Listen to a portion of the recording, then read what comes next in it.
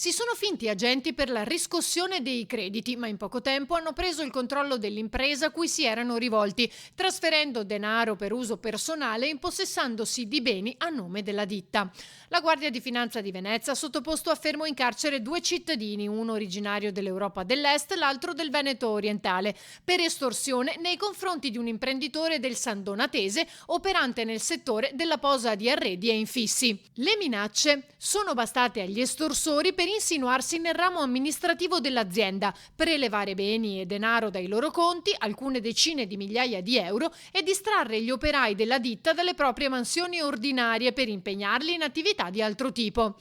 Infine si sono impossessati di due costose auto intestate al titolare, che a quel punto ha deciso di denunciare quello che stava subendo alla Guardia di Finanza, che ha avviato le indagini. I militari hanno appurato la condizione di assoggettamento in cui viveva da tempo l'imprenditore, ricostruito le movimentazioni dei beni e perquisito le abitazioni e i locali di proprietà dei due estorsori. Preoccupate di una possibile fuga dall'Italia verso l'Est Europa, poi, le Fiamme Gialle hanno sottoposto a fermo i due indagati, attualmente in carcere su disposizione del giudice per le indagini preliminari.